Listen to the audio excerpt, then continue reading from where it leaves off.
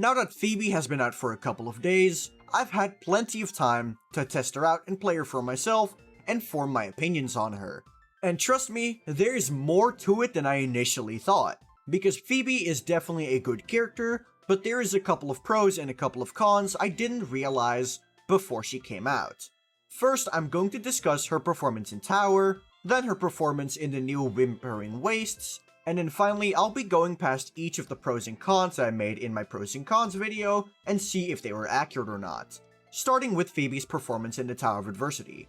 First of all, I would like to point out that in the current middle tower of Tower of Adversity, the buff is incredibly biased towards Phoebe, more so than with any other character before her. So anytime you see any showcase in the middle tower, take it with a massive grain of salt. This is why I did all of my testing in the overdrive zone against Crownless, and I compared it to Carlotta, because it is a Spectro and Glacial resistance down to floor, meaning that both Carlotta and Phoebe should be on a relatively equal playing field.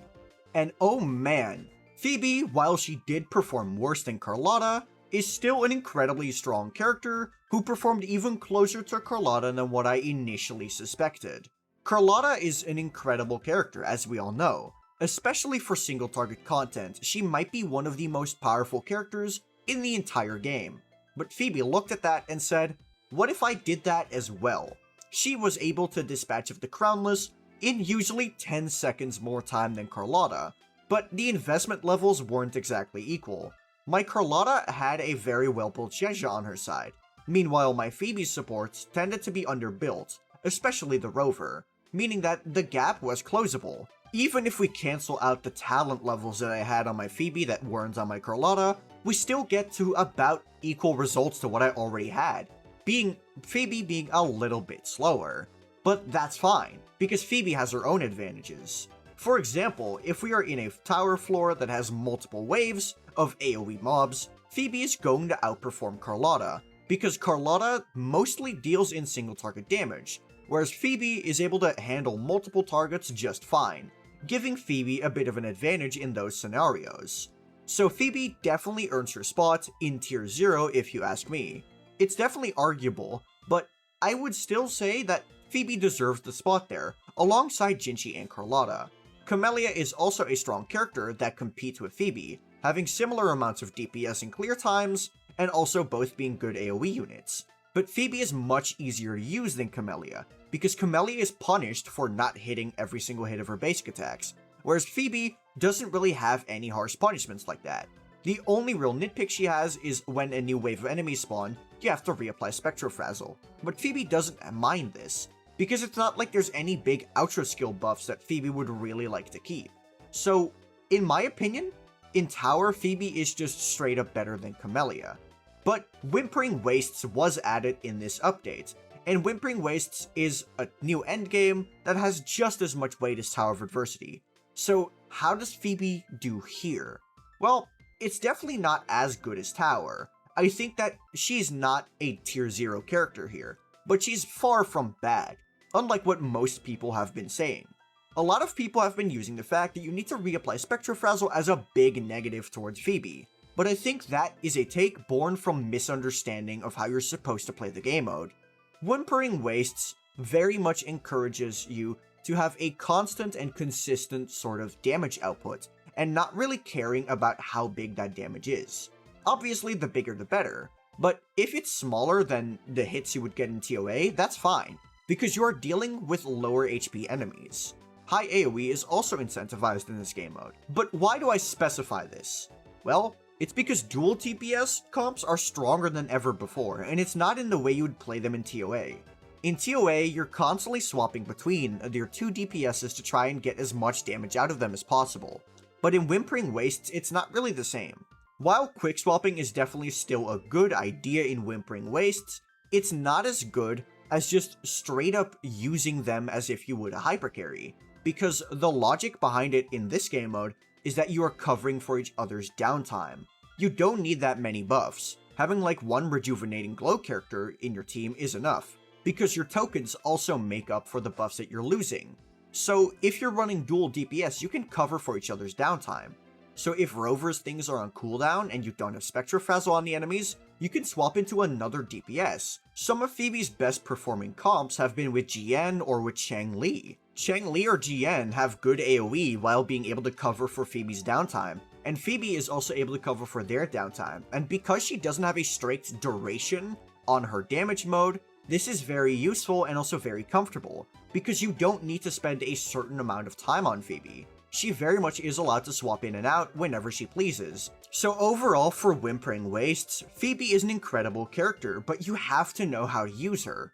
If you're running in blind and using her as you would the same way as Tower, you're going to be disappointed with the results. You have to really think about what you're going to do, which for some people would be a negative, but I think that's just a natural consequence of how the game mode is structured. So while she definitely isn't on the same level as Camellia or Jian, I think she is very comparable to a character like Shang Liao and a bit worse than Chang Li. So she definitely is a good character for this game mode while not being top tier.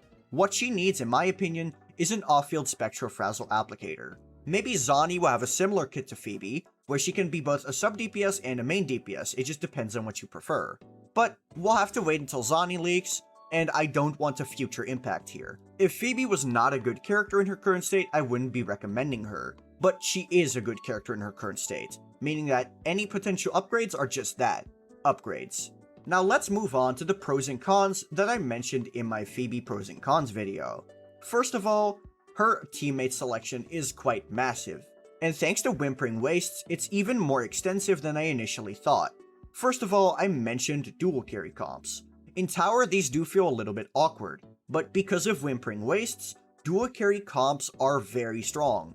And it's not even that you have to run a quick swap DPS like Shang Liao or Chang Li, because a DPS that has a lot of damage in a certain amount of time, like Jian, is an excellent option within Whimpering Wastes, whereas in Tower, you would try to avoid those kinds of characters.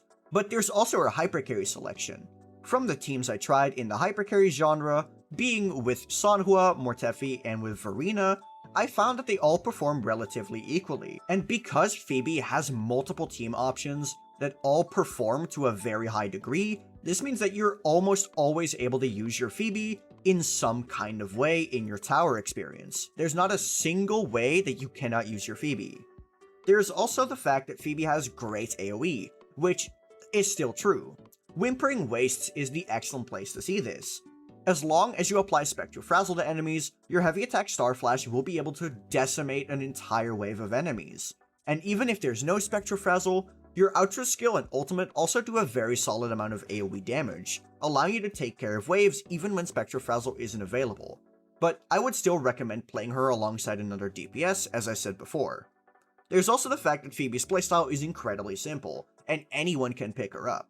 And when I say this, I mean it. One of my friends was able to play Phoebe with just me giving them the rotation, and they did not have a single issue. And this is someone who is usually quite slow to learning rotations in the optimal way. But Phoebe, they picked up literally instantly. This is also combined with the fact that Phoebe is a ranged character, and she can also stop enemies in place, meaning that getting hit is not something that Phoebe has to worry about as much as most other DPS characters. But obviously I also said that there were some bad things about Phoebe. First of all being the fact that she's locked to the rover in all of her teams, which is true, but I don't see this as a very big issue. Havoc Rover was a character that was not really being used as much anymore anyways, and while they did get a big buff now that their S6 is available, most people still prefer to stick with their Shang Liaos and their Jinchis and their Carlottas. So I don't think it's a big deal that she's locked to rover comps, although it is still a negative if you don't want to use the rover.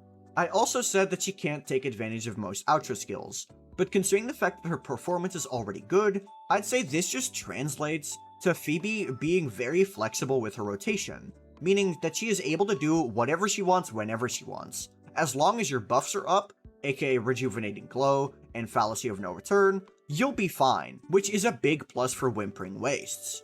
And then the final thing I said that could be a con is that she was competing with Jinshi in the Spectre damage niche. And yeah, that is a bit of a flaw, but because they don't share any teammates, it's not as direct of a comparison as most people like to pretend it is, because you can just use both of them on separate teams. In both Tower and in Whimpering Wastes, this is a very good option. So I'd say competing with Jinshi is kind of a nitpick at best. So overall, Phoebe pleasantly surprised me with her performance. I think she's an excellent character, and while she is flawed, she's still a very good pickup, especially for newer players. Picking up Phoebe can literally never be a mistake for any kind of account, especially since we are quite literally only using Absolution mode right now. Confession is just straight up not being used, so the second that we get a use case for Confession, Phoebe will have even more value, and I think she might be one of the best characters in Wuthering Waves, especially when that happens. But that's just my thoughts. If you disagree with me, be sure to let me know in the comments below. And if you have any questions, join my Discord with the link in my description. I'm pretty active in there, and I'll be able to answer any questions you ask me. Also, be sure to subscribe to the channel if you like my personality and my videos, because it means you'll be notified for the next videos. Also, I've been starting to get more into streaming. I'll be streaming at this time every Saturday, maybe for like 1 to 2 hours. So if you want to see more of my content, be sure to join me for those. But that'll be all from me. Peace.